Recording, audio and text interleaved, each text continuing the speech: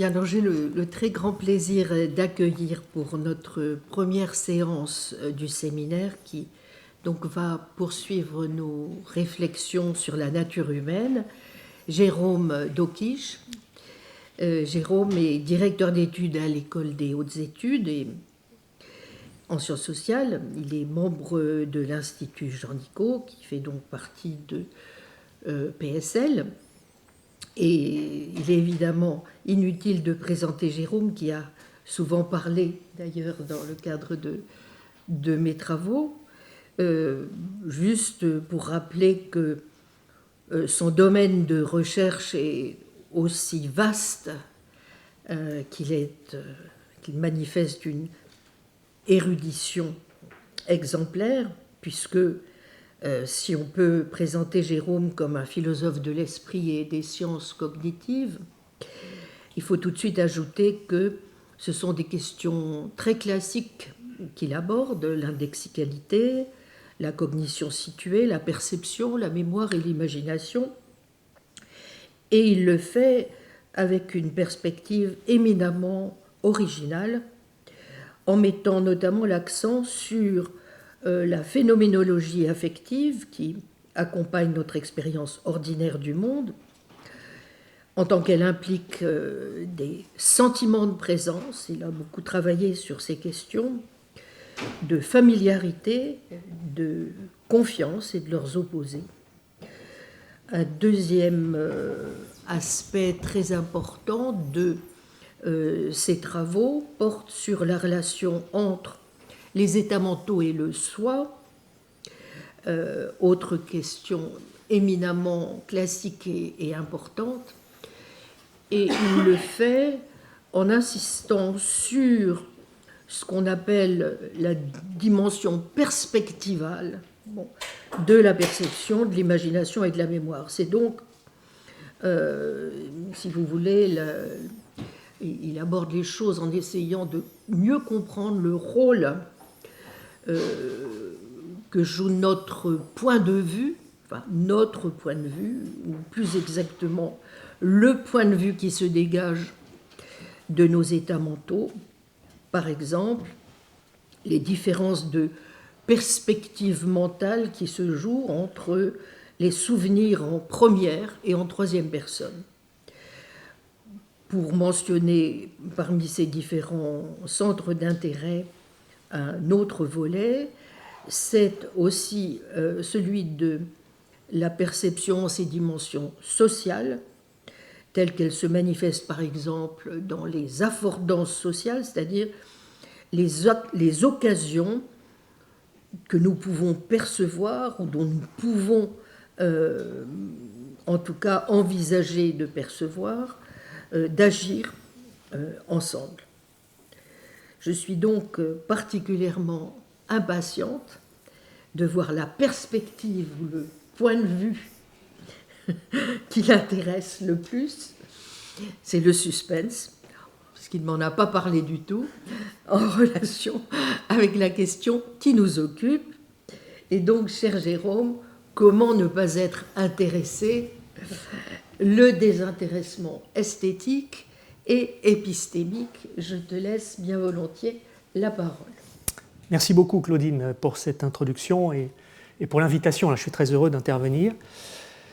Alors, je vous prie d'excuser le caractère un peu rébarbatif, en effet, du titre, que j'ai dû donner un peu vite. J'aurais pu trouver peut-être quelque chose de plus attrayant, mais vous allez voir que c'est un titre qui dit exactement, en quelques mots, ce que je vais essayer de présenter dans cet exposé. Comment ne pas être intéressé? Il y a un point, j'aurais pu mettre éventuellement un point d'interrogation, comment ne pas être intéressé, mais vous allez voir que l'exposé porte sur cette notion de désintéressement qui peut-être, ou peut-être pas, caractérise une certaine façon d'entrer en relation avec le monde et éventuellement un état ou une attitude qui est à partie liée avec notre nature humaine. On en parlera un tout petit peu, évidemment, dans ce qui suit de nature humaine, puisque c'est l'objet du cours de Claudine Tiercelin cette année.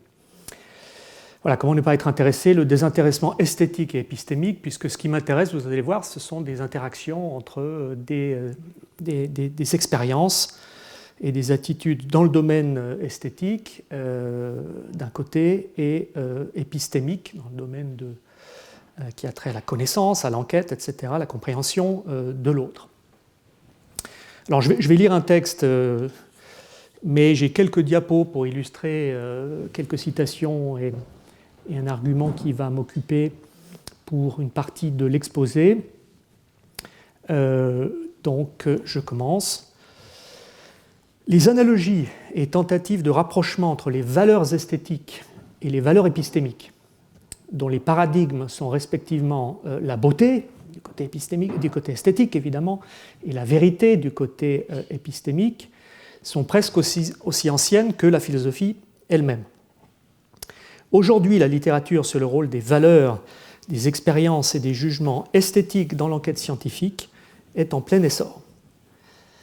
Cet exposé va porter plus spécifiquement sur le rôle que jouent les sentiments épistémiques dans l'expérience esthétique que nous pouvons avoir d'une œuvre d'art ou d'une scène naturelle, et qui nous fait dire qu'elle est, par exemple, belle ou sublime. Donc c'est une certaine conception de l'expérience esthétique que je vais en réalité un peu présupposer ici, en tout cas dans un premier temps, une expérience esthétique qui peut porter sur l'art, mais aussi sur la nature et pourquoi pas sur des objets ordinaires. Je n'ai pas de religion particulière à défendre ici sur ce point dans cet exposé. Par sentiment épistémique, j'entends une expérience que je conçois comme étant de type affectif, donc quelque chose qui est de l'ordre d'une émotion ou d'un sentiment, comme vous voulez, qui fait essentiellement intervenir une valeur ou une propriété pertinente pour la connaissance et l'enquête. Donc, parmi les sentiments épistémiques sur lesquels je vais me pencher ici, j'inclus la surprise, l'étonnement, l'émerveillement, l'intérêt, la curiosité, dont il sera un peu question, l'incertitude, la confusion, pour le côté négatif. Les sentiments épistémiques ont une valence, comme on dit, il y a des sentiments positifs et des sentiments négatifs. Et plus généralement, je vais considérer l'éventail des variations phénoménologiques autour de la familiarité et de l'étrangeté. Ce qui nous est familier, ce qui nous l'est moins, ce qui nous est étranger, étrange, etc. De nombreux auteurs et artistes ont relevé l'implication des sentiments épistémiques dans l'expérience esthétique. Par exemple, je donne un exemple très connu, Baudelaire est célèbre pour avoir souligné l'élément d'inconnu et de mystère que, selon lui, la beauté nous présente invariablement.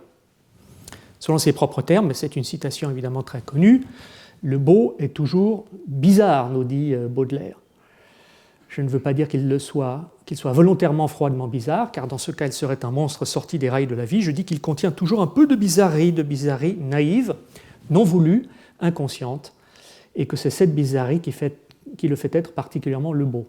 C'est son immatriculation, sa caractéristique, renverser la proposition et tâcher de concevoir un beau banal. Donc en 1868.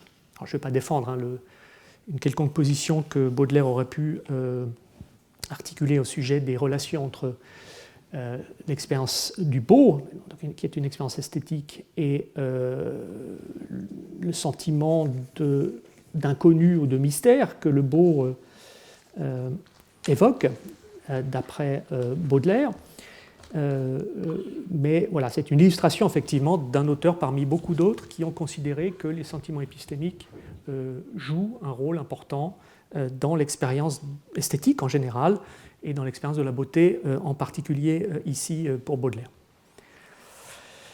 Alors, la thèse principale de mon exposé est que les sentiments épistémiques ne sont pas des aspects contingents ou périphériques de l'expérience esthétique, mais qu'ils en sont constitutifs. Essentiel, si vous voulez.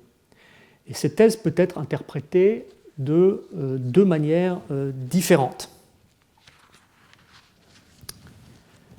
D'une part, on pourrait affirmer que l'expérience esthétique elle-même, comme une expérience, comme un tout, est un sentiment épistémique ou un type de sentiment épistémique.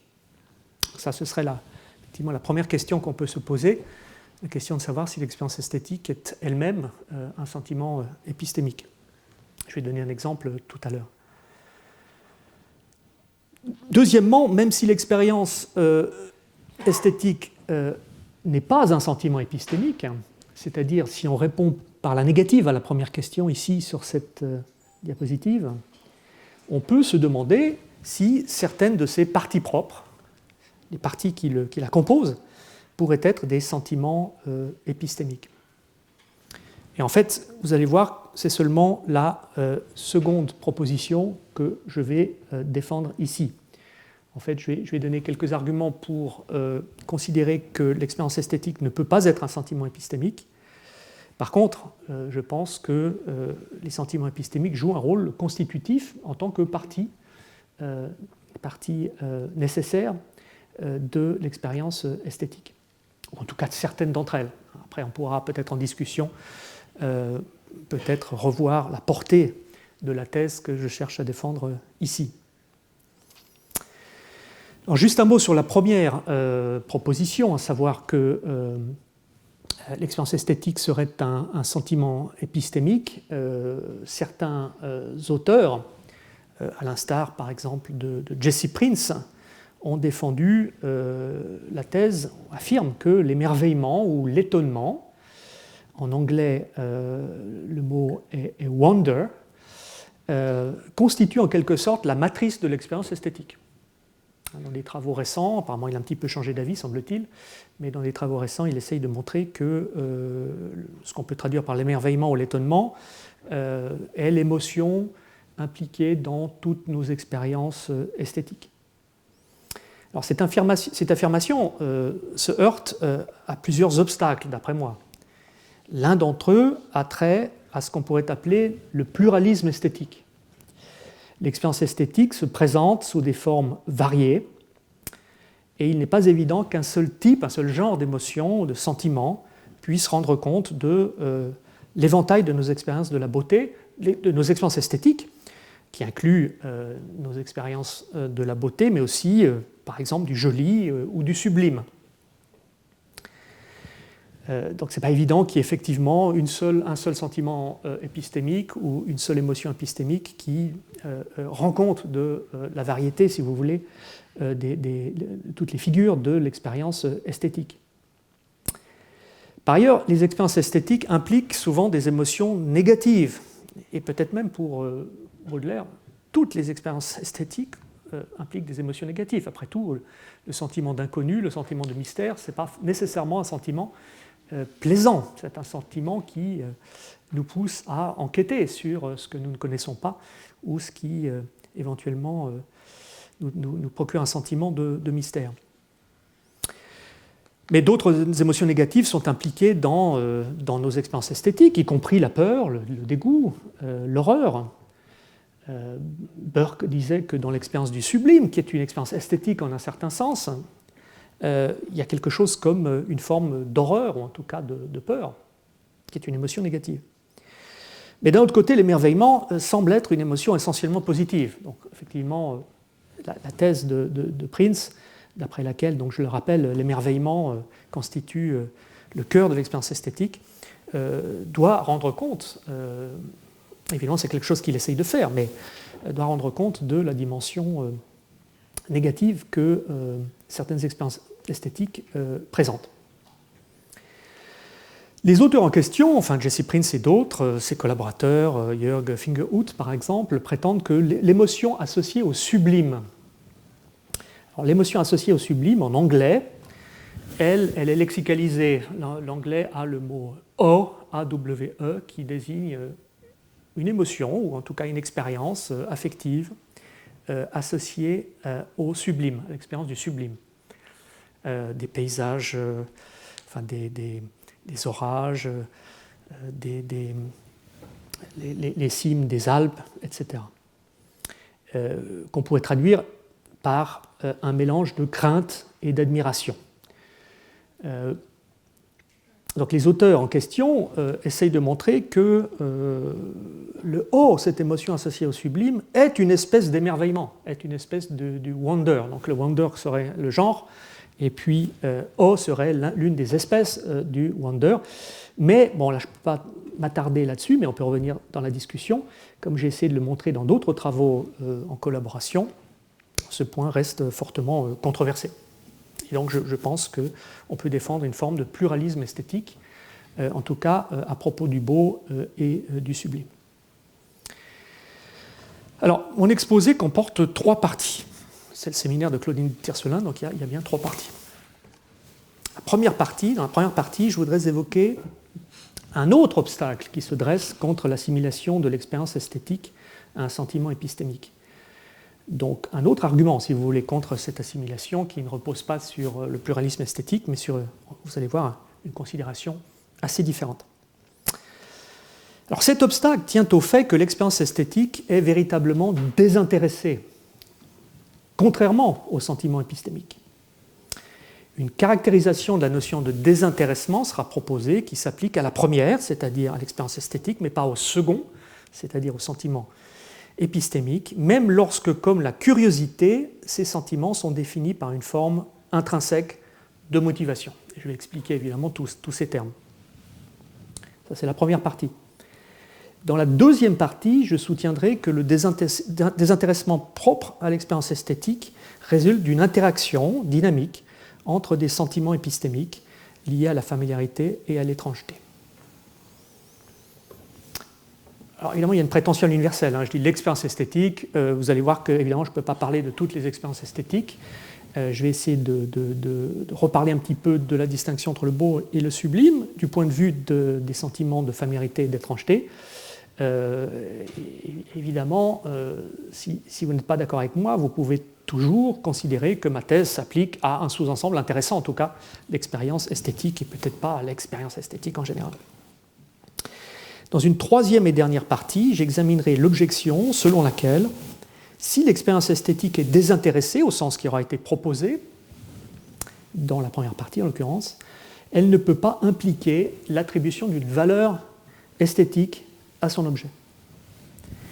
Et pour certains, c'est une objection parce que l'expérience esthétique doit être nécessairement évaluative, elle doit nécessairement comporter une évaluation en termes esthétiques d'un objet au sens philosophique. C'est une scène, ça peut être un objet temporel, un objet spatial, un paysage, etc. Et pour finir donc cet exposé, je répondrai à l'objection à partir d'une conception stratifiée, ou comme je l'appellerai componentielle, je ne sais pas si c'est du bon français, de l'expérience esthétique.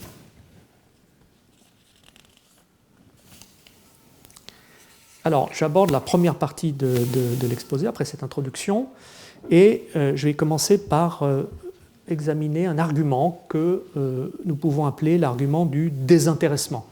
C'est un argument très simple, il est valide. La question est de savoir si ces prémices sont vraies. Donc la première prémisse, c'est la prémisse selon laquelle l'expérience esthétique est désintéressée. Évidemment, il faudra définir cette notion.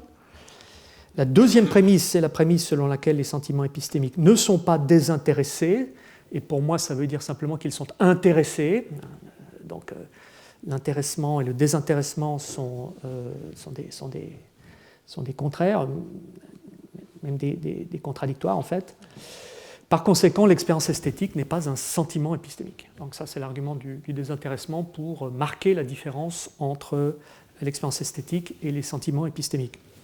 Et je rappelle, si je reviens tout petit peu en arrière, si cet argument est non seulement valide, mais sain, c'est-à-dire si ces prémices sont vraies, alors évidemment, on a le droit de répondre négativement à la question de savoir si l'expérience esthétique est elle-même un sentiment épistémique. Alors, la notion de désintéressement est un thème central de l'esthétique philosophique, depuis longtemps, surtout depuis Kant.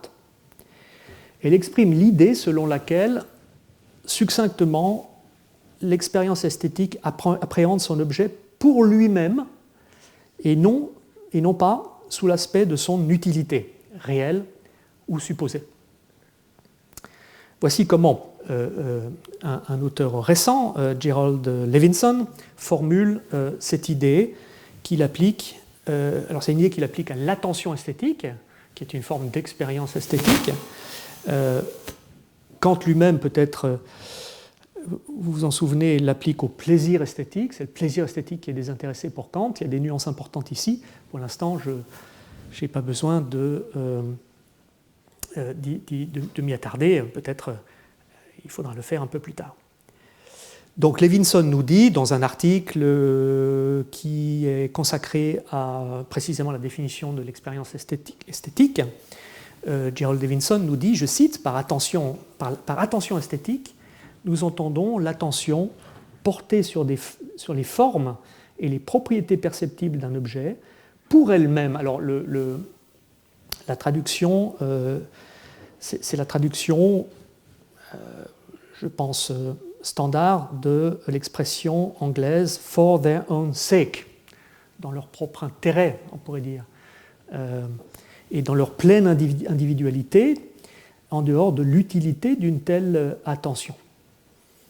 D'ailleurs, soit dit en passant, parfois for its own sake ou for their own sake est parfois traduit par pour le plaisir. C'est intéressant, c'est pas une bonne traduction évidemment, mais c'est intéressant dans la perspective de ce qui va suivre.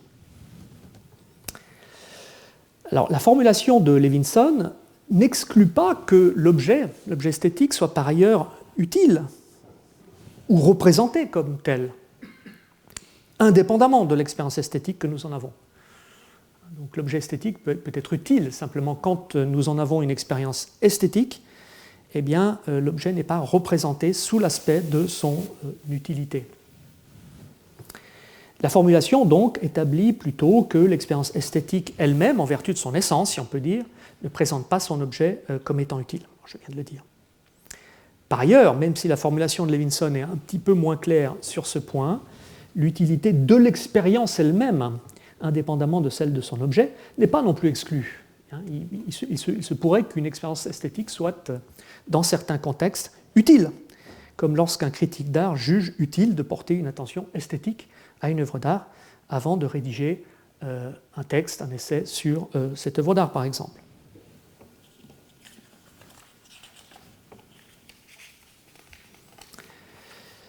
Donc vous trouvez cette expression « for its own sake »,« for their own sake », dans l'idée qu'on considère un objet pour lui-même et non pas parce qu'éventuellement il nous serait utile. On voit qu'effectivement ça exclut un certain nombre d'expériences clairement intéressées. Si j'ai faim ou si j'ai soif et j'ai un verre d'eau devant moi, je peux avoir une expérience intéressée de ce verre d'eau, c'est-à-dire je représente ce verre d'eau en fonction de sa capacité à étancher la soif. Donc c'est bien la valeur utilitaire, si vous voulez, du verre d'eau que je représente quand je le vois et je m'apprête à boire. Mais ce qui est remarquable, c'est que les termes dans lesquels la notion de désintéressement est souvent exprimée ont été également appliqués aux sentiments épistémiques, ou du moins à certains d'entre eux, comme la curiosité. Et souvent, je vais prendre la curiosité comme un paradigme dans cet exposé d'un sentiment épistémique, puisque c'est justement cette comparaison qui m'intéresse entre l'expérience esthétique et la curiosité. En réalité, même si un certain nombre des propos que je vais avoir probablement s'appliquent à d'autres sentiments épistémiques. Par exemple, je vous ai ici sélectionné deux citations, l'une de Paul Sylvia. Alors Paul Sylvia, c'est un psychologue qui a beaucoup écrit sur les sentiments épistémiques et en particulier, pas seulement, mais en particulier dans le domaine esthétique. Donc évidemment, c'est un auteur important pour moi, puisque il est intéressé ici, comme moi, aux intersections possibles entre nos expériences esthétiques et nos sentiments épistémiques. Donc ce que dit Sylvia, c'est, donc je cite, « vouloir savoir quelque chose pour lui-même ». Donc c'est intéressant de constater que Sylvia reprend la formulation que Levinson utilise et beaucoup d'autres pour caractériser l'expérience esthétique désintéressée. Vouloir savoir quelque chose pour lui-même, vouloir faire quelque chose simplement parce que c'est intéressant, cela fait partie de la nature humaine. Donc la nature humaine est curieuse. L'autre citation, alors, curieux, comme Pascal Angèle le note, évidemment, la curiosité peut renvoyer à une disposition, voire éventuellement un trait de caractère, ou peut renvoyer à une activité, comme quand on explore un environnement en étant curieux. Donc là, c'est plutôt l'expérience de la curiosité qui m'intéresse, plutôt que la curiosité comme une disposition. Quand on dit par exemple en anglais curiosity killed the cat, la curiosité a tué le chat, ce n'est pas la disposition qui l'a tué, c'est l'activité d'explorer son environnement de façon imprudente, par exemple. Mais quand je dis par exemple la curiosité est un vilain défaut, là la curiosité renvoie à une disposition. Bon. La deuxième citation est tirée d'un article récent d'une psychologue et d'une philosophe que vous connaissez bien sans doute dans ce séminaire aussi, qui est Joël Proust, et donc qui, avec Louise Goupil, ont rédigé un article sur la curiosité, qui est d'ailleurs très intéressant, dans lequel elles écrivent ceci, je cite, « Les explorations guidées par la curiosité se produisent », alors j'ai traduit, c'est sans doute imparfaitement traduit, c'est un article en anglais, se produisent quand les agents recherchent des informations qui leur seront utiles pour maximiser leur capacité à apporter des réponses appropriées. Mais elles ajoutent, alors là on dit c'est pas désintéressé puisqu'on parle d'utilité, mais les auteurs ajoutent, dans un avenir qui peut être déterminé ou indéterminé. C'est-à-dire, je peux explorer mon environnement parce que je sais que l'environnement va me rapporter quelque chose dans un avenir proche. Par exemple, je cherche un gîte pour m'abriter et j'explore mon environnement. Ça, ce n'est pas de la vraie curiosité, de la curiosité véritable. La curiosité véritable, c'est quand j'explore mon environnement sans savoir à quoi ça va me servir. Peut-être ça va me servir, mais je ne le sais pas au moment où j'explore mon environnement. Et dans ce dernier cas, c'est l'objet de la parenthèse ici, auquel cas on pourrait dire qu'il recherche l'information pour elle-même, for its own sake. Et là, vous voyez qu'on retrouve cette expression censée caractériser la curiosité comme l'expérience esthétique. Il peut sembler en effet que lorsque nous manifestons notre curiosité, nous nous engageons dans un comportement exploratoire visant à acquérir des informations pour elles-mêmes, et non pas, ou pas nécessairement, parce que nous savons qu'elles vont nous rapporter quelque chose. D'ailleurs, soit dit en passant, si vous lisez l'article de Louise Goupil et Joël Proust, vous constaterez que pour elles, et je pense qu'elles ont raison, la curiosité n'est pas un comportement propre à l'espèce humaine. C'est un comportement qu'on retrouve chez certains animaux. Et on a pu montrer que, par exemple, des souris sont capables d'explorer leur environnement, même quand elles n'ont pas faim, même quand elles n'ont pas de raison indépendante d'explorer leur environnement. Ça, évidemment, il ne s'ensuit pas automatiquement que les souris sont capables de curiosité désintéressée, mais en tout cas, ça peut être un indice pour l'établir. Dans certaines circonstances, bien sûr, il peut être utile de nous montrer curieux. Par exemple, parce que nous pourrions trouver un trésor caché dans notre environnement, mais la curiosité semble nous motiver intrinsèquement, indépendamment de l'utilité de son objet. Si l'on suit cette ligne de pensée, la curiosité ne diffère pas essentiellement de l'expérience esthétique. L'une et l'autre apparaissent comme désintéressées, c'est-à-dire l'une et l'autre appréhendent leur objet pour eux-mêmes, et non pas parce que l'objet est représenté comme utile. Si c'est le cas, l'argument du désintéressement, c'est moi qui fais ce bruit, pardon, doit être rejeté. Sa validité logique n'est pas en question, bien entendu, donc il a la bonne forme, mais il n'est pas sain, c'est-à-dire la deuxième prémisse, la seconde prémisse des deux, les sentiments épistémiques ne sont pas désintéressés, serait fausse, au moins dans le cas de la curiosité, de sorte que la vérité de la conclusion ne peut pas être établie sur la base de l'argument. Il existe pourtant un moyen de sauver l'argument en précisant la notion de désintéressement sur laquelle il repose. À y regarder de plus près, la curiosité n'est pas véritablement désintéressée. certains auteurs réduisent la curiosité à un simple désir de connaître, hein, libido sciendi, Pascal Angel aussi a.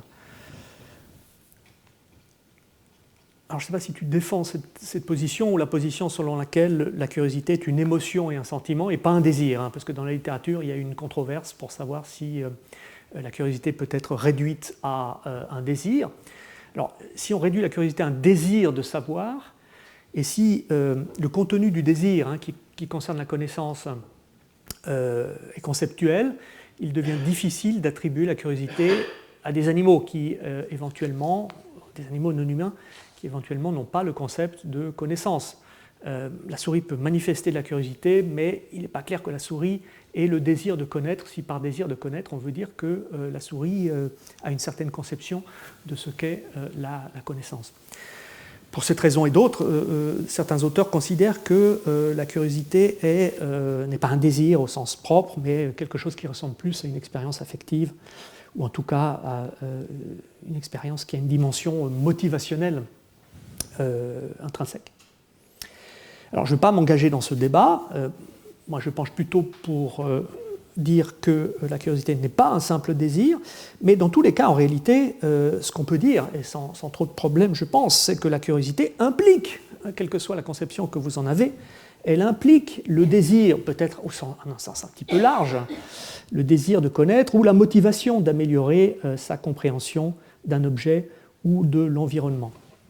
Donc ce que je propose ici, c'est d'utiliser une certaine notion de désir suffisamment large pour s'appliquer également, pour s'appliquer en fait à toute attitude conative ou affective, hein, à l'égard de l'objet, toute émotion, sentiment ou toute expérience qui a une dimension motivationnelle. Ce qui distingue la curiosité d'autres expériences ou activités intéressées, c'est que le désir qui la définit est fondamental, basique si vous voulez, dans le sens où il n'est pas dérivé de désirs concomitants ou d'autres états motivationnels. Un être véritablement curieux explore son environnement spontanément, et non pas parce qu'il a faim ou qu'il souhaite le faire pour des raisons indépendantes, par exemple retrouver les clés qu'il a perdues.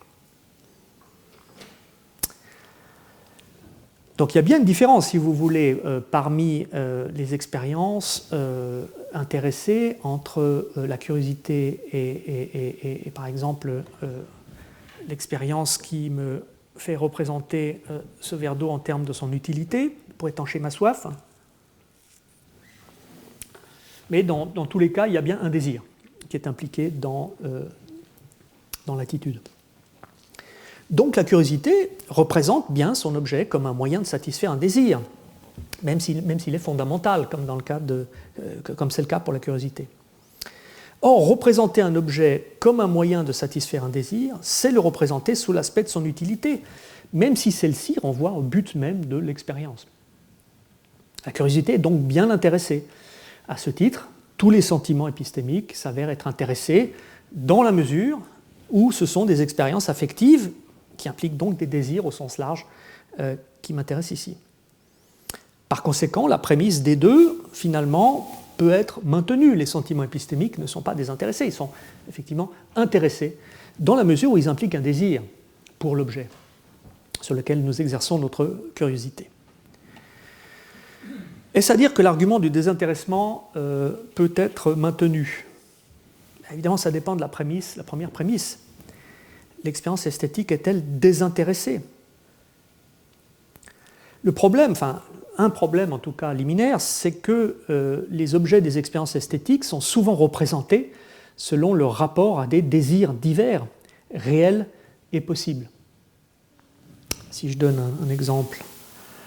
Alors, j'ai quelques exemples que j'ai déjà donnés, hein, je m'en excuse. Alors, je prends souvent des exemples tirés de l'art contemporain parce que la structure de ces œuvres est sans doute épurée et me permet de les décrire plus directement, mais c'est tout à fait contingent et j'aurais pu prendre d'autres exemples bien sûr. Mais prenons un ready-made de Marcel Duchamp. Ici c'est un ready-made de 1915. On le voit mal, mais c'est le ready-made dans sa situation d'origine apparemment. C'est une pelle qui est suspendue,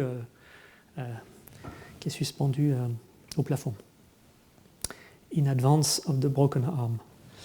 Donc effectivement, c'est une œuvre d'art, enfin, faisons l'hypothèse qu'il s'agit d'une œuvre d'art, qui présente une simple pelle. L'appréciation esthétique de cet objet, si on considère qu'on peut apprécier esthétiquement cet objet, je pense que Duchamp lui-même ne serait pas d'accord, parce qu'il avait une conception de l'expérience esthétique plutôt critique, mais je pense qu'il avait tort. L'appréciation esthétique de cet objet exige que nous le représentions comme facilitant l'action pour laquelle il a été conçu à l'origine. C'est-à-dire, il faut reconnaître cet objet comme une pelle. Si vous voulez, vous pouvez utiliser la notion d'affordance. C'est-à-dire, je vois l'objet comme quelque chose qui facilite, qui est une affordance pour pelleter, qui facilite l'action de pelleter. Si nous ne le faisions pas, c'est-à-dire si nous ne représentions pas l'objet comme facilitant l'action de pelleter, nous passerions à côté de l'intention artistique de Duchamp. C'est par hasard que Duchamp a utilisé des outils dans un contexte institutionnel, artistique. Or, si notre expérience esthétique représente l'objet comme un moyen de satisfaire un désir possible, et c'est bien ce qu'elle doit faire si elle doit rendre justice à l'intention artistique de Duchamp, cette expérience est intéressée finalement, puisqu'elle représente en partie au moins l'objet comme un moyen de satisfaire un désir possible, à savoir celui de pelleter. Par conséquent, la première prémisse ne peut pas être maintenue non plus. Alors pour sauver encore une fois l'argument du désintéressement, il y a plusieurs stratégies évidemment sont possibles. L'une d'entre elles consiste à restreindre la notion de désintéressement au désir réel et non pas seulement possible du sujet de l'expérience. Nul ne niera que nous pouvons apprécier le ready-made de Duchamp, apprécier esthétiquement, même si nous ne ressentons aucun désir de nous servir d'une pelle. Certains psychologues considèrent, ou neuropsychologues considèrent qu'effectivement, lorsque nous voyons cette pelle, des neurones canoniques s'activent en nous qui correspondent à des schémas moteurs que nous activerions également si nous utilisions réellement la pelle. Ce n'est pas des neurones miroirs parce que je ne vois pas d'action, mais ce sont des neurones canoniques parce que je perçois quelque chose qui, en termes d'un programme moteur, d'un schéma moteur, et donc pour certains auteurs, il y a quelque chose comme un désir de me servir d'une pelle quand je vois une pelle, comme une pelle. Bon, je ne suis pas d'accord avec ça, mais peu importe, de manière générale, même si nous ne ressentons aucun désir, nous n'avons pas besoin de ressentir un désir de nous servir d'une pelle quand on voit le ready-made de Duchamp, il reste que l'expérience esthétique est associée à de nombreux désirs réels, y compris d'ailleurs des désirs épistémiques. Un objet esthétique nous laisse rarement indifférents et suscite en nous une multitude de réponses affectives, positives ou négatives, qui peuvent varier au cours de notre interaction avec lui, y compris d'ailleurs des réponses affectives qui ont trait à la familiarité de l'objet. C'est un objet familier qu'on nous présente dans un contexte peu familier, par exemple. Et donc, il y a des évaluations épistémiques qui sont en jeu dans mon appréciation esthétique du ready-made. Souvent dans la littérature, la notion de désintéressement dans le domaine esthétique, elle est critiquée au motif qu'elle implique que l'expérience esthétique serait quelque chose comme une forme de contemplation pure, un peu à la Schopenhauer, où toutes les émotions sont mises hors circuit d'une certaine manière. Évidemment, ce n'est pas la conception d'expérience esthétique que la plupart des auteurs, contemporains en tout cas, ont aujourd'hui. Au contraire, l'expérience esthétique implique toutes sortes d'activités, de réponses affectives diverses. La question est de savoir si ces activités, ces réponses rendent l'expérience esthétique intéressée et en quel sens. À ce stade, nous pourrions admettre que l'expérience esthétique implique divers désirs en tant que partie propre, mais qu'elle n'est pas elle-même définie en termes de désir, ce qui l'associerait à un but spécifique. Qui dit désir dit effectivement un but qui, lorsqu'il est atteint, réalise le désir. La curiosité a un but épistémique, qui est de recueillir des informations sur l'objet. Peut-être pas toutes les informations, mais un certain nombre d'entre elles. Une fois ce but atteint, la curiosité est satisfaite. On dit que, oui, j'ai regardé dans le tiroir, ma curiosité a été satisfaite. Et la curiosité s'éteint, dans ce cas, d'elle-même. En revanche, l'expérience esthétique ne semble pas avoir de but ou d'objectif épistémique ou autre. Elle peut s'estomper et disparaître, si par exemple l'objet finit par nous lasser, mais il n'est pas certain qu'elle puisse être satisfaite. En ce sens, elle peut être véritablement désintéressée. Mais l'expérience esthétique est-elle réellement dépourvue de but ? Elle n'est certainement pas passive, mais elle présente ou semble présenter un profil motivationnel caractéristique. Ça marche pas ? Ah, je suis désolé. Mais l'expérience esthétique est-elle réellement dépourvue de but ? Elle n'est certainement pas passive, mais elle présente ou semble présenter un profil motivationnel caractéristique. Selon la formule célèbre de Kant dans la critique de la faculté de juger, paragraphe 12, nous nous attardons à la contemplation du beau parce que cette contemplation se fortifie et se reproduit elle-même. Fin de citation. Comme le dit Jean-Marie Schaeffer, l'expérience esthétique est autotélique, c'est-à-dire qu'elle n'a d'autre but qu'elle-même. Telos, le but. À ce titre, elle s'apparente au jeu qui, dans les termes de Jean Piaget, témoigne, je cite, d'une orientation centripète dans la mesure où le sujet prend plaisir à exercer ses pouvoirs et à se sentir cause. Fin de citation. Piaget parle du jeu, pas de l'expérience esthétique, qui est autotélique. Nous pourrions donc suggérer que l'expérience esthétique se définit par le désir fondamental qu'elle soit maintenue, pour ainsi dire, de l'intérieur. Donc finalement, il y a bien un désir, si vous voulez, qui est moteur dans l'expérience esthétique, mais c'est un désir réflexif, d'une certaine manière, c'est-à-dire c'est le désir de se maintenir ou de se fortifier, comme dit Kant, ou de se reproduire. À l'instar de la curiosité, l'expérience esthétique aurait un but épistémique, ou à tout le moins cognitif, et serait satisfaite dans certaines conditions, en l'occurrence si elle se maintient effectivement elle-même dans le temps. À nouveau, si on a cette conception de l'expérience esthétique, à nouveau, la prémisse D1 doit être rejetée, car l'expérience esthétique est intéressée, puisqu'elle implique un désir, comme la curiosité au sens large, même si elle ne l'est pas intéressée, de la même façon que les sentiments épistémiques, qui ne sont pas autotéliques. La curiosité n'est pas autotélique. Le but de la curiosité, ce n'est pas de se renforcer elle-même. On peut discuter de ce point, et j'y reviendrai tout à l'heure. Donc cette suggestion, d'après laquelle l'expérience esthétique se définit par un désir fondamental, mais aussi autotélique, cette suggestion donc repose sur l'hypothèse selon laquelle le profil motivationnel apparent de l'expérience esthétique résulte d'un désir de la maintenir. Comme nous allons le voir à présent, il existe cependant une autre perspective possible qui marque plus clairement le contraste entre l'expérience esthétique et les activités autotéliques comme le jeu. L'expérience esthétique se maintient effectivement elle-même, mais pas parce qu'elle vise à se maintenir. Elle se maintient plutôt parce que son objet présente une certaine tension, apparemment irrésoluble, entre familiarité et étrangeté. Donc j'aborde maintenant la deuxième partie de l'exposé.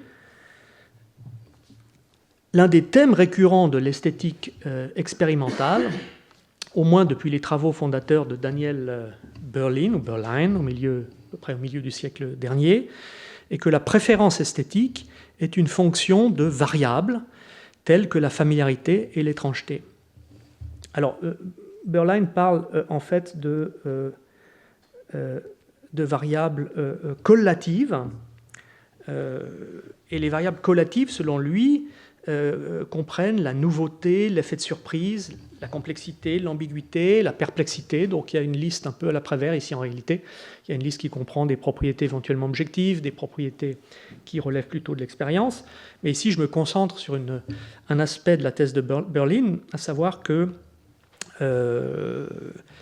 la préférence esthétique, enfin, si on se concentre sur les les variables collatives que sont la familiarité et l'étrangeté ou la non-familiarité,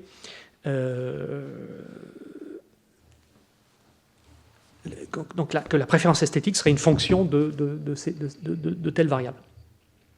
Le célèbre modèle en U inversé, qu'on appelle aussi parfois en esthétique expérimentale la courbe de Wundt, prédit qu'un niveau modéré de familiarité sera préféré, ceteris paribus, évidemment, ça dépend du contexte, à une familiarité ou à une étrangeté excessive. Et ce principe-là, cette courbe-là fait écho à ce que Gustav Fechner appelait le principe du milieu esthétique, un milieu au sens de middle. Un objet excessivement familier devrait, alors si je me concentre ici sur les variables collatives, sur la familiarité comme variable collative, donc vous avez ici en abscisse à droite, plus on va vers la droite, plus le stimulus est familier, plus on est à gauche, moins il est familier, donc plus il est étrange dans un certain sens. Et vous avez la préférence esthétique en ordonnée ici. Donc l'idée, si vous voulez, c'est qu'un objet excessivement familier, donc tout à droite ici, devrait nous ennuyer. Parce qu'après tout, c'est vrai, si on sait tout d'un objet, il n'est plus très intéressant pour nous. Et encore une fois, ceteris paribus, il n'est pas très intéressant. C'est-à-dire, il n'est pas très intéressant en soi. Il y en a peut-être d'autres raisons de nous y intéresser. On peut revenir à des objets familiers, mais en soi, il n'est pas intéressant s'il est trop familier.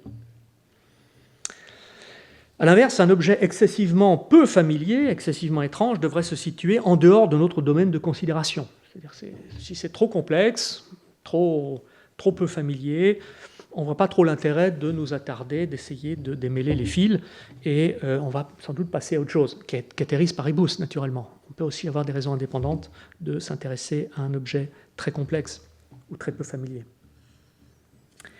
Dans les deux cas, donc, si on est trop à gauche ou trop à droite, l'objet ne serait pas intéressant en soi, ou du moins, nous ne le préférerions pas à des objets qui instancient une forme d'équilibre entre familiarité et étrangeté. Et évidemment, ce sont les objets qui se trouvent en haut de la courbe ici.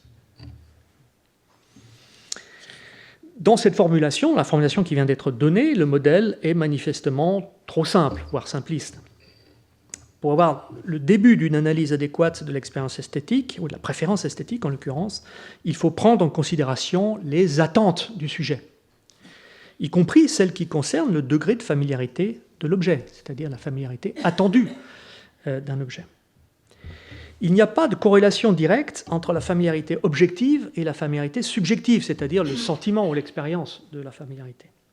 Une personne qui nous est objectivement très familière ne devrait pas provoquer un sentiment intense de familiarité, sauf si, parce qu'on tient sa présence pour acquise. Donc on ressent pas, on n'a pas de sentiment de familiarité, puisque la familiarité est attendue dans ce cas. En revanche, dans un contexte où la familiarité n'est pas attendue, par exemple si on croise quelqu'un qu'on connaît bien dans un endroit tout à fait inattendu, sur une plage reculée en vacances, eh bien là on peut effectivement avoir un sentiment de familiarité. L'affirmation selon laquelle un objet très familier ne sera pas préféré à un objet modérément familier parce qu'il est moins intéressant en soi est donc inexacte. Dans certaines situations... Alors, évidemment, Berlin est conscient de cette objection, mais il a une théorie des variables collatives, donc il n'y a pas que la familiarité, il y a d'autres variables qui entrent en jeu, y compris d'ailleurs les attentes du sujet, ce qu'il appelle l'effet de surprise, etc. Donc voilà, son modèle est un peu plus compliqué. Dans certaines situations, la familiarité excessive et inattendue de l'objet esthétique est suffisamment déroutante pour être intrinsèquement intéressante.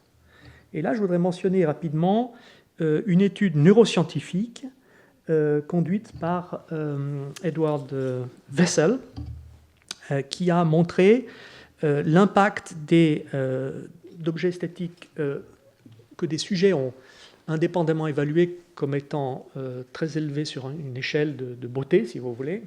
On a demandé au sujet d'évaluer un certain nombre de peintures pas très connues. Il fallait que ce soit des peintures que les sujets ne connaissaient pas. Et on leur demande d'évaluer ces peintures en fonction de leur beauté subjective, évidemment. Ça variait d'un sujet à l'autre. Mais ce qui est intéressant, c'est une étude neuropsychologique. Ce qui est intéressant, c'est que quand les sujets étaient confrontés sous IRM aux peintures, il s'agissait de peintures ici, aux peintures qu'ils avaient jugées comme étant très belles, ils avaient donné une note élevée sur l'échelle de la beauté, ces peintures déclenchaient une activité dans un ensemble interconnecté de régions cérébrales qu'on appelle le réseau du mode par défaut, qui est un peu le Graal des neurosciences de ces 20 dernières années. Il s'agit d'un ensemble de régions qui sont associées à ce qu'on appelle le traitement auto-référentiel. On le considère, parfois il est décrit comme le fondement neurologique du soi, ou plutôt du sentiment de soi. Comme je ne sais pas très bien ce que ça veut dire fondement neurologique, je n'ai pas besoin de me commettre à cette description, mais ce qui est important, c'est que c'est une région qui est normalement, c'est un ensemble de régions plutôt, qui est normalement sous-activée quand nous sommes engagés dans des tâches orientées vers le monde extérieur. À l'inverse, quand on est dans un mode contemplatif, introspectif, quand on s'engage dans une forme de mind wandering, comme disent les psychologues, quand on laisse notre esprit vagabonder, là, le réseau du mode par défaut s'active. Alors, le corrélat phénoménologique du renforcement du traitement autoréférentiel, donc c'est comme si le cerveau il savait que le stimulus il avait un certain rapport avec soi-même. Alors, quand je parle de corrélat phénoménologique, c'est le corrélat dont parlent les auteurs eux-mêmes, qui sont des neuropsychologues, mais qui considèrent qu'en fait, le corrélat phénoménologique de cette suractivation de peintures jugées très belles correspond à l'expérience d'entrer en résonance avec une œuvre d'art, avec l'expérience d'être touché profondément par l'œuvre en question. Donc les auteurs écrivent ici certaines œuvres d'art. Alors ça c'est intéressant parce qu'il y a peu d'objets dans le monde, peu d'objets extérieurs qui ont cet effet sur le réseau du mode par défaut, ce qui peut être interprété comme finalement l'idée qu'il y a des objets esthétiques qui ont un statut très privilégié pour nous puisqu'ils déclenchent un sentiment intense de familiarité. C'est comme si ces objets ils avaient quelque chose à voir avec nous, avec notre personnalité profonde, etc. Donc les auteurs écrivent, je vous l'ai mis ici sur la diapositive, je cite, « Certaines œuvres d'art, bien que peu familières parce qu'il s'agissait d'œuvres d'art que les sujets voyaient parfois pour la première fois, peuvent être si bien adaptées à la constitution unique d'un individu qu'elles accèdent aux substrats neuronaux concernés par le soi, normalement inaccessibles à d'autres stimuli extrêmes. » Fin de citation. Donc vous voyez ici, bon, je ne vais pas détailler toute l'image que vous voyez sur la droite et les graphiques, mais vous voyez ici que alors MPFC, c'est le cortex médial préfrontal qui est en lien avec le réseau du mode par défaut et qui s'active effectivement davantage quand vous avez du highly moving art, c'était la description qui correspondait à des peintures jugées alors, soit très belles, soit des peintures particulièrement émouvantes. Dans ce type de situation, on peut se poser la question de savoir comment on peut être très ému dans un contexte expérimental. Mais en tout cas, apparemment, certaines personnes étaient disposées à dire que ces petites vignettes qu'elles voyaient étaient particulièrement belles, émouvantes pour eux.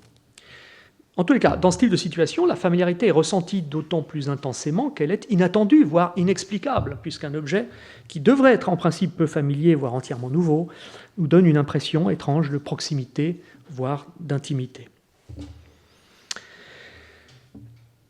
A l'inverse, l'affirmation selon laquelle un objet très étrange ou aucunement familier ne sera pas préféré à un objet modérément familier parce qu'il est moins intéressant en soi, est également inexacte. Dans certaines situations, le manque de familiarité, le défaut de familiarité ou l'étrangeté de l'objet esthétique domine, et pourtant nous pouvons le préférer à un objet modérément familier. C'est le cas apparemment du sublime.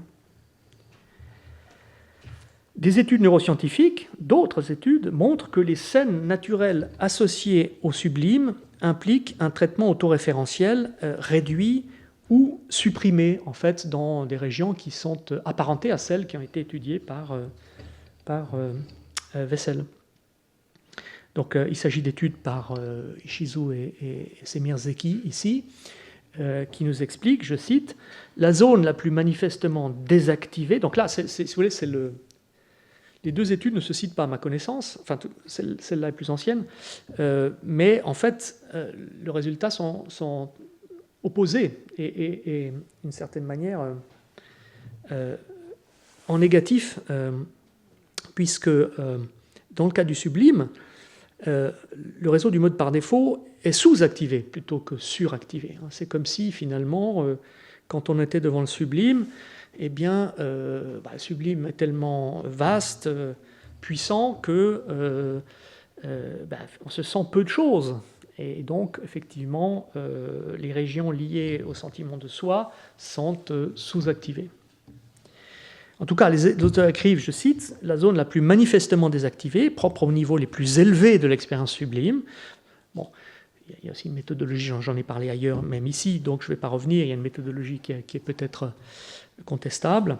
Mais pourquoi contestable? Parce qu'on montre au sujet, sous IRM, des photographies de scènes naturelles très impressionnantes.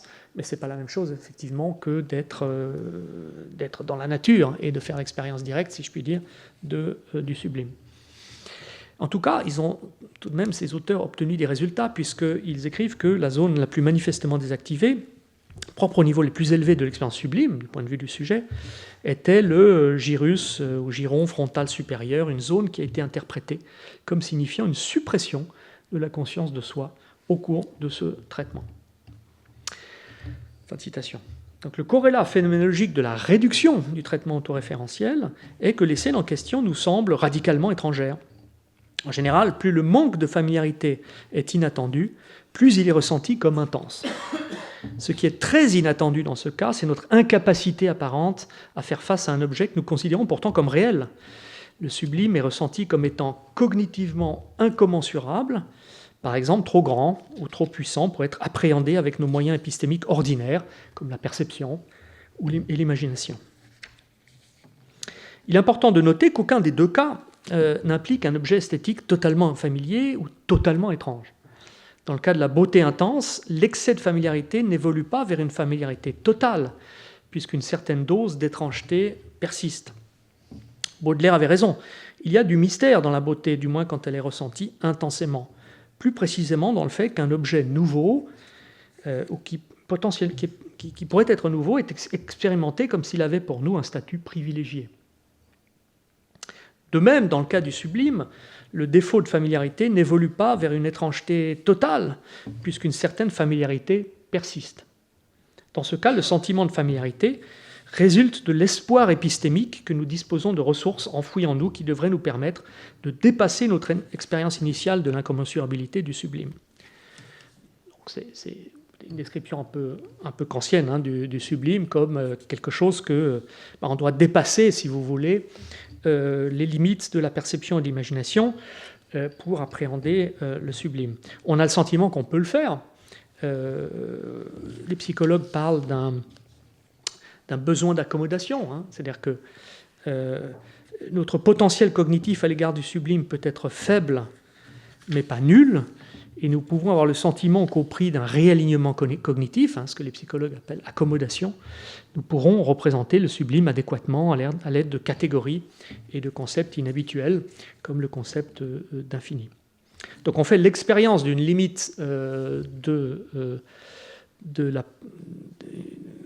des limites de nos capacités perceptuelles et imaginatives, mais on peut aussi prendre conscience que nous avons d'autres moyens de représenter le sublime. Le principe du milieu esthétique dont je parlais tout à l'heure prédit à juste titre que nous devrions préférer les objets qui ne sont ni totalement familiers, ni totalement inconnus.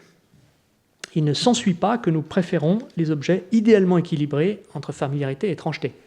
Je viens de donner deux contre-exemples où, respectivement, la familiarité domine et l'étrangeté ou la non-familiarité domine. Ce que le principe laisse dans l'ombre, en réalité, c'est la manière dont la familiarité et l'étrangeté interagissent dans l'expérience esthétique. L'hypothèse que j'aimerais promouvoir est que la préférence esthétique est liée à la capacité de l'objet à maintenir notre intérêt pour lui dans le temps.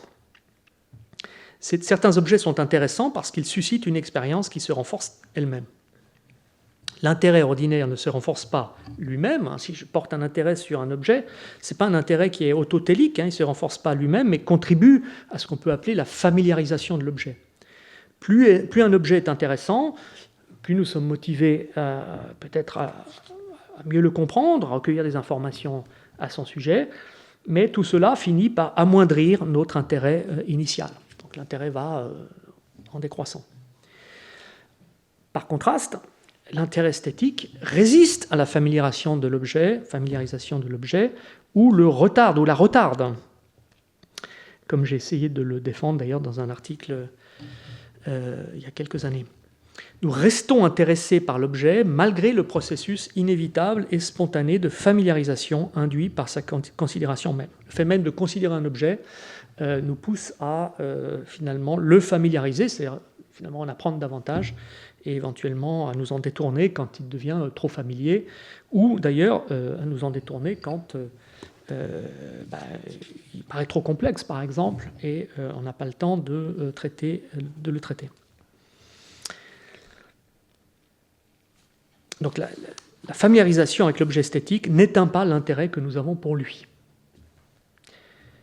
Une des sources de résistance à la familiarisation est la complexité ou la richesse informationnelle inattendue de l'objet. Un objet peut sembler simple de prime abord, mais s'avérer étonnamment difficile à familiariser, parce que son exploration même fait apparaître de nouveaux aspects qui renouvellent notre intérêt pour lui. Une autre source est la coexistence de plusieurs processus de familiarisation qui nous entraînent dans des directions opposées. Prenons l'exemple de certaines sculptures monumentales de Richard Serra, ici à gauche, qui sont légèrement inclinées. Nous pouvons ressentir une incongruité entre l'orientation verticale de la sculpture telle qu'elle est vue et telle qu'elle est ressentie par notre système vestibulaire. Quelque chose qui a été décrit par Jean-Pierre Changeux notamment et d'autres auteurs. Cette incongruité peut empêcher la familiarisation de la sculpture comme étant clairement verticale. En conséquence, nous pouvons ressentir une légère anxiété, comme si la sculpture allait s'effondrer. Ici, on peut être tiraillé, si je puis dire, entre deux évaluations de la sculpture, comme d'un côté extrêmement solide, ce sont quand même des plaques de métal, et de l'autre fragile, comme si effectivement on avait l'impression qu'elles allaient nous tomber dessus. Bon, évidemment, c'est très superficiel, mes descriptions, il faudrait en dire davantage. Pour ce qui concerne Bridget Riley, une artiste importante de l'art optique, ce sont donc ici une peinture, enfin là c'est la reproduction d'une peinture que nous pouvons percevoir comme visuellement très dérangeant. C'est-à-dire qu'on peut avoir de la peine à focaliser, à porter notre attention sur une partie de la peinture. Nous pouvons ressentir une tension intéressante entre la simplicité relative des formes géométriques représentées et le désordre visuel que nous ressentons. La peinture représente des formes familières d'une manière inhabituelle ou étrange. Dans les deux cas, dans le cas de Richard Serra et dans le cas de Bridget Riley, cette tension, ce sont des tensions de bas niveau, mais évidemment ça les rend plus faciles aussi à décrire pour moi. Ces tensions-là peuvent finalement être résolues à un niveau plus élevé, peut-être conceptuel, et éventuellement, de ce point de vue, l'œuvre d'art peut devenir légèrement, on peut s'en lasser ou s'en désintéresser, mais nous pouvons toujours trouver un intérêt supplémentaire à réfléchir à la nature de notre relation perceptuelle au monde. Par exemple, on peut se demander si le désordre que nous ressentons est dans l'objet ou en nous. C'est peut-être le type de question que peut provoquer la contemplation de cette peinture. Dans certains cas d'expérience esthétique, nous pouvons avoir l'impression de savoir comment procéder cognitivement à l'objet, mais nous découvrons que nous nous trompons. Dans d'autres cas, le processus de familiarisation est entravé ou interrompu parce que nous sommes perplexes quant aux moyens cognitifs requis pour appréhender l'objet. Les objets d'une grande beauté peuvent résister à la familiarisation parce qu'il n'y a pas d'explication facile de leur capacité, de leur pouvoir de nous toucher profondément. Les objets sublimes peuvent résister à la familiarisation parce que leur appréhension exige un effort cognitif important, éventuellement extraordinaire. Dans les deux cas, nous avons l'impression que les objets conservent une part de mystère, même quand cette impression est corrigée, éventuellement corrigée sur le plan conceptuel. Donc vous voyez que cette notion de résistance à la familiarisation, elle se réalise finalement dans des situations très différentes. Dans une situation, on a un excès de familiarité, de l'hyperfamiliarité, mais aussi dans des situations comme le sublime, où c'est l'inverse. Nous avons un excès de non-familiarité, et donc nous avons un défaut de familiarité. En bref, l'idée selon laquelle l'expérience esthétique implique une certaine interaction entre familiarité et étrangeté contribue à expliquer pourquoi elle présente cette apparence d'autotélos, pourquoi elle semble s'auto-entretenir. Parce qu'elle résiste précisément à la familiarisation. Les tensions entre la familiarité et l'étrangeté, que les artistes manipulent si habilement, peuvent déclencher un sentiment d'incertitude quant à l'attitude épistémique à adopter à l'égard de l'objet. Ces tensions peuvent conduire à une désorientation, une paralysie cognitive qui rend compte, au moins en partie, de la perplexité, de l'égarement, de l'étonnement que nous éprouvons dans de nombreux contextes esthétiques. Nous pouvons parler de suspension de l'action épistémique, non pas au sens où notre expérience est passive, au contraire, elle implique une activité épistémique parfois intense, mais au sens où elle ne présente aucune direction pragmatique claire. Il devrait maintenant être clair, les philosophes disent ça quand quand justement tout n'est pas clair, mais c'est de la rhétorique, que l'expérience esthétique n'est pas autotélique au sens où elle vise à se maintenir elle-même. L'apparence d'autotélos résulte en fait d'une interaction dynamique entre familiarité et étrangeté.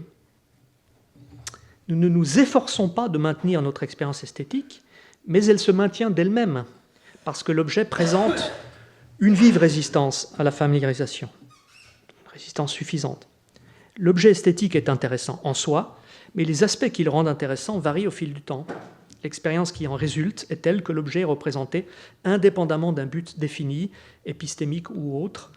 Une telle expérience nous arrête, selon l'expression de Jean-François Billetter, et nous donne l'occasion de réfléchir à notre relation cognitive au monde.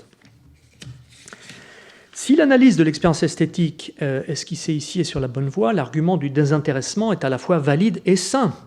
Contrairement au sentiment épistémique comme la curiosité, l'expérience esthétique est atélique, sans but spécifique. En particulier, elle n'est pas reliée à son objet par l'entremise d'un désir, même fondamental. Elle est donc désintéressée au sens strict, alors que la curiosité est désintéressée seulement au sens plus faible, où l'exploration curieuse n'a pas besoin d'être indépendamment motivée. Donc, en fait, vous avez ici un schéma dans lequel l'expérience esthétique, la curiosité et le jeu sont distribués différemment. On peut encore une fois poser la question de savoir si la curiosité est autotélique, je ne le pense pas, mais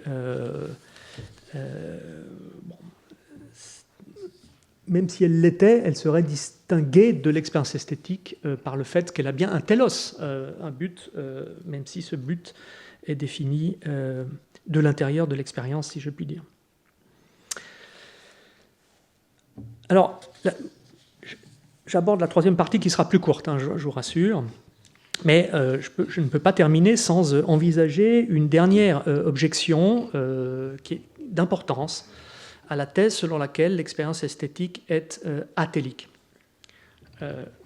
De nombreux auteurs considèrent que l'expérience esthétique est nécessairement évaluative, où les valeurs pertinentes, épaisses ou fines, une valeur épaisse serait l'élégance, par exemple, une valeur fine serait la beauté, ça peut dépendre du niveau d'abstraction de la propriété ou de la valeur, où les valeurs pertinentes sont spécifiques au domaine esthétique. pourrait leur objecter que dans ce cas, elle ne saurait être atélique, qu'elle viserait essentiellement une valeur esthétique plus ou moins spécifique, par exemple la beauté ou le sublime. Et si elle ne vise pas une telle valeur, il n'est pas évident qu'elle puisse être caractérisée d'esthétique au sens propre. Une réponse possible à cette objection consiste à rejeter purement et simplement la dimension axiologique de l'expérience esthétique. L'expérience esthétique, selon cette réponse, nous arrête et nous contraint à une suspension de l'action épistémique. Si vous voulez, c'est une forme de stupéfaction, de stupeur, avec une forte dimension épistémique. Ce n'est pas n'importe quelle forme de stupéfaction, de stupeur, mais n'implique aucune représentation de la valeur de l'objet. Une autre réponse, moins radicale, et qui a disons, davantage ma sympathie, même si elle reste entièrement schématique pour ce qui concerne cet exposé, consiste à diviser pour mieux régner et à proposer une analyse componentielle ou stratifiée de l'expérience esthétique. Selon cette analyse, l'expérience esthétique implique plusieurs composantes ou niveaux cognitifs distincts, éventuellement des niveaux qui sont en dépendance unilatérale l'un par rapport à l'autre, au sens où le niveau 4 dépendrait du niveau 3, qui dépendrait du niveau 2, qui dépendrait du niveau 1.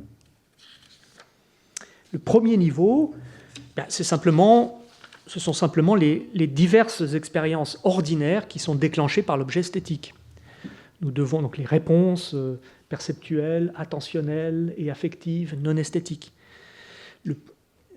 Nous devons d'abord au moins percevoir l'objet et souvent y accorder son attention pour qu'il puisse déclencher en nous une réponse proprement esthétique. Donc évidemment, ce n'est pas un niveau qui est esthétique au sens strict, il est proto-esthétique, mais c'est un niveau qui doit être évidemment qui doit être réalisé pour avoir une expérience esthétique. Le deuxième niveau, c'est celui qu'on a décrit jusqu'à présent. En fait, c'est le niveau où l'expérience esthétique s'auto-entretient et présente une apparence d'autotélos. C'est-à-dire, on a l'impression que l'expérience se renforce elle-même, mais comme on l'a vu, il n'y a pas vraiment de télos.